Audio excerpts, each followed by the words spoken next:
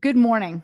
Good morning and welcome to Let Her Speak. I feel so honored to be asked to speak at this summit.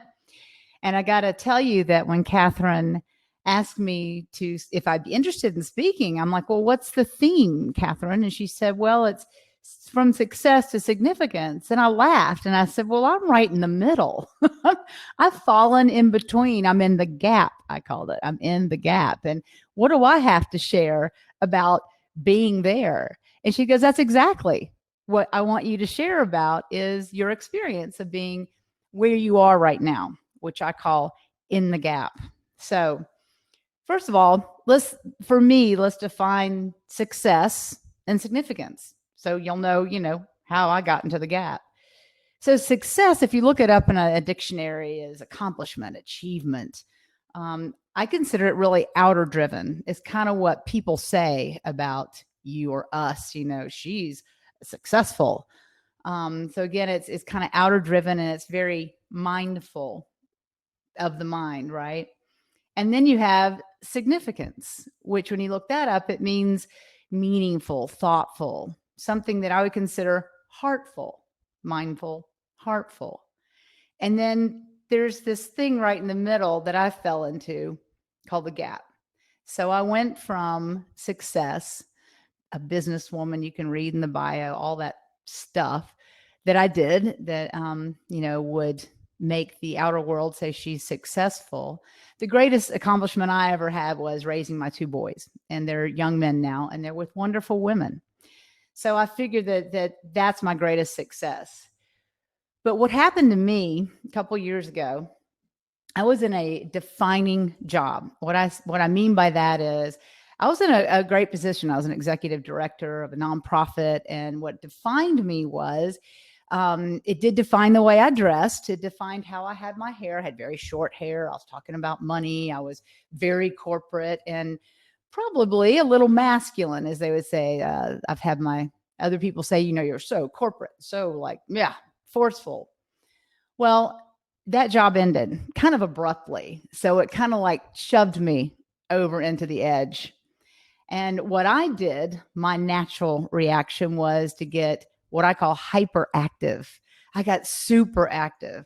I flew out to Sedona and I wrote a 3-season TV series. Do I know how to do this? No, it just happened. I really can't even tell you how that happened. And so I wrote this TV series. I came back. I got a new knee, a brand new knee. In the middle of all that, I started volunteering. Sure, I'll do that. I'll be on that committee.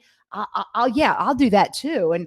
And then Wildheart, this wonderful concept came to me about doing everything through my wild heart. And I'm like, okay, that sounds great. I figure I'm a wild heart. Do you get this theme here that's happening? It's like all of a sudden it's where is my purpose? What can I do? And I referenced this book to Catherine and she laughed. Are You My Mother? I don't know if y'all remember this Dr. Seuss book, but the little bird hatched out of his egg and mom was gone because she went to go get a worm. So he finds himself like, where's my mother? Where's my mother? And he sets off looking for his mother, asking everything from a car to a stump to a dog. Are you my mother? Are you my mother? Are you my mother? So I looked like that little bird. In my hyperactivity, in my action, go get it, go get it. I was a go-getter. I looked like that little bird. So the name of this talk was, Are You My Purpose? Because I kept saying, are you my purpose? Are you my purpose? I'll do that. I'll do that. I'll do this. And I don't know if you know this concept, but when you boil spaghetti, how you can tell if it's ready or not, you throw it up on the wall and what sticks is ready.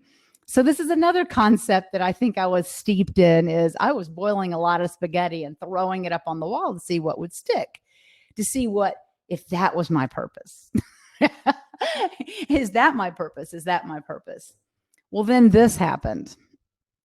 Then when I thought I was doing all the right things and somehow I'm going to strike gold, I'm going to strike something. I had a talk that was scheduled and it got canceled at the last minute because we weren't selling enough tickets. And I'm like, wait a second, I've filled rooms. What is happening here? So I will say, instead of getting bitter or blaming, I try to get better. So what I did was, something's wrong. Something's wrong with me, in a good way, not a bad way, but something's wrong here. And I did what I call taking my car back into the garage. I just started withdrawing. I'm like, wait a second. All this activity, all this action, all this stuff I'm doing, but I'm missing something. I'm missing my authenticity. I wasn't being authentic. I was just, as one of my table ladies this morning mentioned, had the imposter syndrome. I'll just fake it till I'll make it. I'll just do it. Yeah. What are you doing, Angela? Well, I'm doing this and that and this and that. And it wasn't me.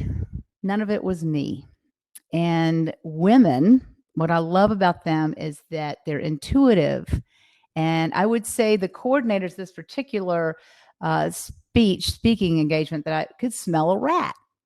And I had one of my support team say, they could tell you weren't being authentic. And so that's their way of letting you know. So that's those things that happen in life that, like, whoop, I call them tire bumpers. Well, this bumped me. Okay, over into the edge now.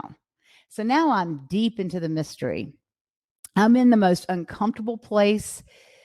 I'll say for me, I admit for me to be in, but again, I talked to, I was coaching a lady yesterday, and she feels paralytic. And I'm like, I felt that way too.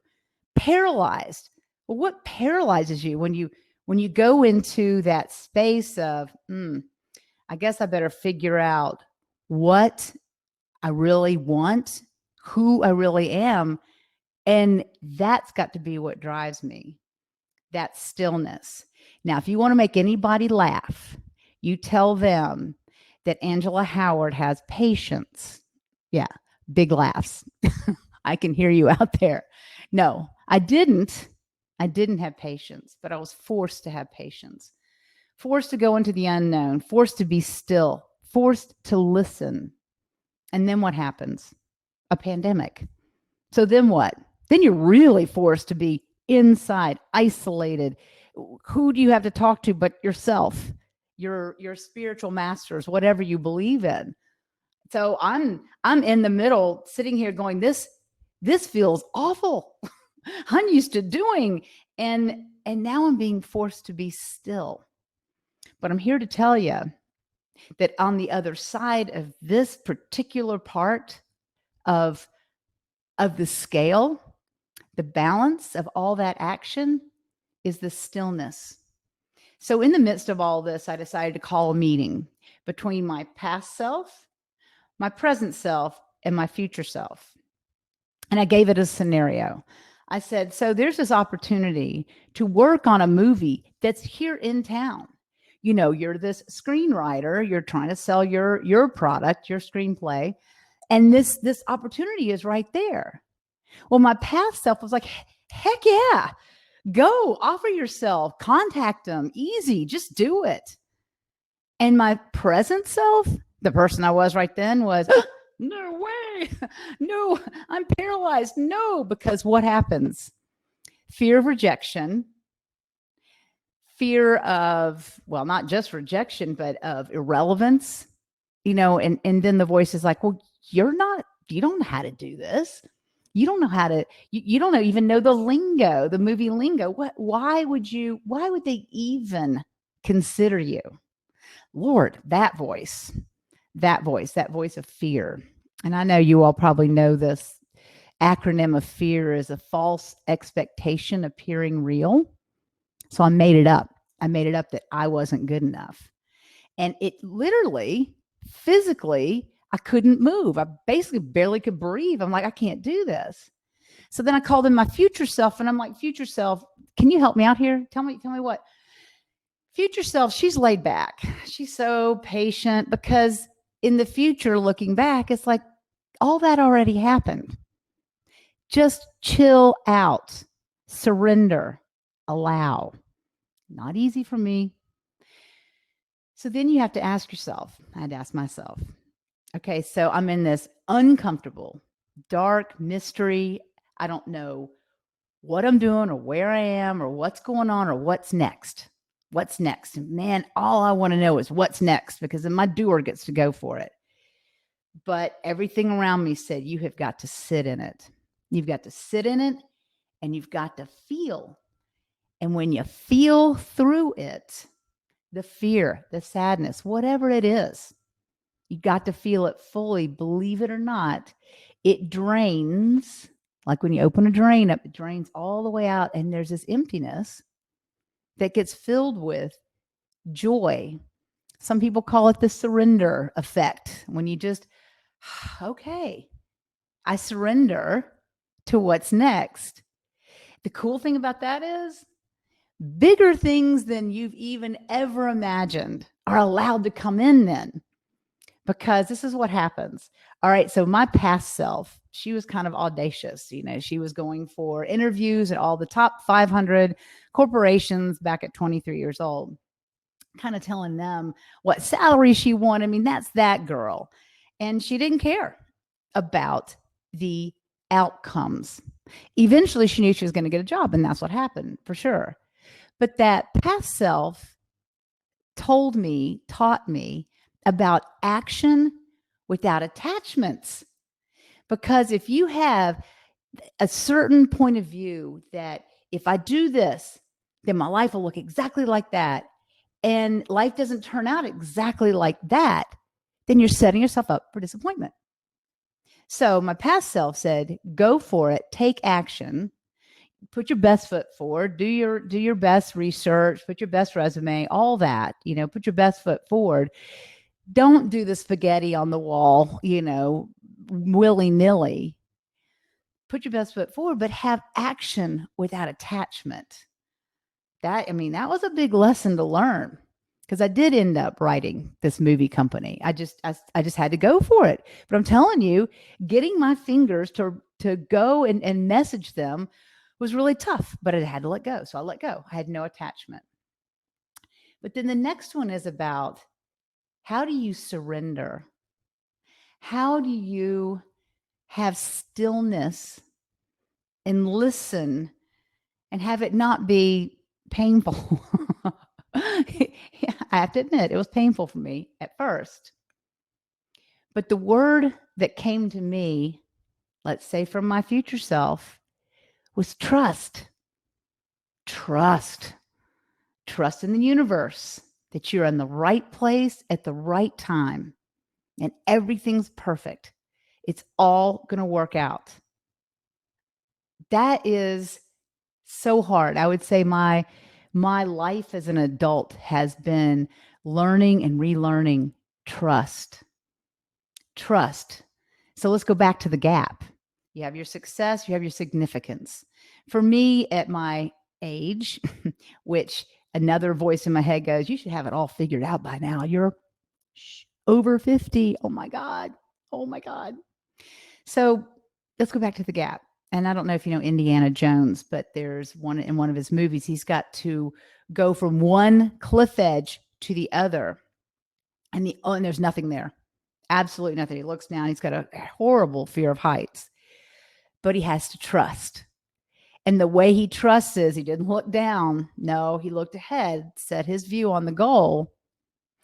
And then as he took a step, the bridge showed up. And then as he took another step showed up. And he took another step and another step, and the bridge shows up, and he makes it across. And the trust was the key. So in my story, I had to trust, and I had to get comfortable with that. So finally, this is what happened. So as I stepped into what was significant for me, I've always wanted to help people through coaching, through just being there, through having coffee, through conversations. Women are so wonderful at conversations because I think we really love it when one of us is transparent and vulnerable. Here's another lesson I learned. I was a warrior woman. Warrior. I can do anything if I try hard enough. But what I found is vulnerability is the most powerful position to be in. In fact, I'm just get like choked up when I think about it because that was a tough lesson to learn. So being vulnerable, to surrender, to allow what's supposed to be, which might be different than what you think it should be, and those other expectations from outside people. And if you attach to those, again, this action without attachment, if you attach to other people's expectations or to your own, you're going to set yourself up for disappointment. So, in the gap, crossing over into significance, what happened for me was trusting the process for Wildheart, this concept of a website that could help people to motivate, to inspire. It started off one way. And as I worked my own model, I had to get through it myself before I could actually assist people in getting through it for themselves. What's finally happened for me is getting through the gap, through the trust, with trust. I created the freedom model, really to free, because I had to get free, to help other people get free from the things that hold them back and free to pursue the life of your dreams. So at the end of all this, I encourage each and every one of you, if you're not in the gap, you will probably be in the gap at some point in your life. The gap happens when college ends, when a relationship ends, when a job ends, as for me. Those gap moments, as uncomfortable as they are our biggest growth moments. Biggest growth moments. So one of the things that I will cap this off with is self-compassion. Oh my goodness, if I could impart anything on my ladies, on my wild hearts out there, is self-compassion. Oh my goodness. So for where you are and for where you're going and in the moment, and a little humor helps.